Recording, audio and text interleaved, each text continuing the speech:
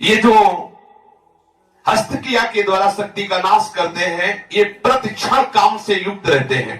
इनके हृदय में वही चिंतन चलता रहता है।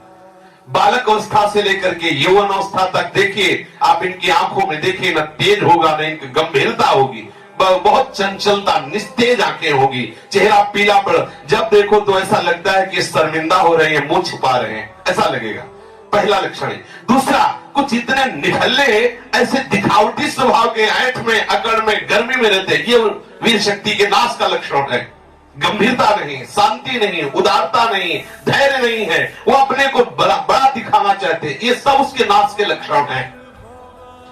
जिनका चेहरा आनंद में, देखते ही हृदय में आकर्षण, ये ब्रह्मचर्य का लक्षण है।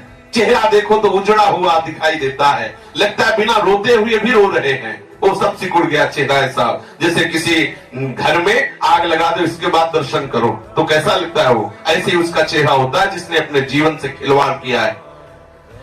जो स्वभाव से ही रुक्ष, चिड़चिड़ा, क्रोधी, बात बात पे एकदम रूखा, चेहरा पीला पड़ रहा है, फीका पड़, वो चेहरा पीला प्रेम का नहीं, क्यों चेहरा प्रेम में पीला पड़, प्रेम में नहीं, यहाँ काम की बात हो रही है। मुख पिया आई फिर गई, बदल गए तन रंग, ये प्रेम का लक्षण नहीं, ये काम के लक्षण की बात हो रही। वो मुर्दा की तरह निस्तेज, खिन्न छिन्न ऐसे ही घूमता रहता, कोई लक्ष्य नहीं, कोई उद्देश्य नहीं, बात बात में आलस्य, बात बात में गुस्सा। जो गालों में बिना कोई गुलाबी कुछ लगाए जो गुलाबी दिखाई देती है वो ब्रह्मचर्य की होती है, और जिनके ब्रह्मचर्य क्षीण हो जाते हैं, झाई पड़ जाती है। देखो देखने में तो लगता है, क्योंकि बोले कितने को, बोले 18 के, 18 में तो उसकी दुर्गति हो रही, तो 28 और 48 में क्या होगा। जो काले दाग चेहरे में पड़ने लगते हैं, आंखें धसी नजर आती हैं, गाल पीले नजर आते हैं, नाक के आसपास काले काले दाग यहां ऐसे प्रकट हो जाते हैं, ये सब लक्षण हैं जो उन्होंने अपनी शक्ति का नाश कर दिया। जो इस वीर शक्ति का नाश करते हैं, बिना बुढ़ापे के सारे लक्षण बुढ़ापे के उनमें होते हैं। कमर में दर्द है, चला नहीं जा रहा है, थोड़ी चढ़ाई में हांफने लगे, अब अवस्था कितनी, बोले 18 की। इस अवस्था में तो मतलब दिशाएं भी कांपे, वो अवस्था है, अब तो दिखाई नहीं देता कोई जवाल।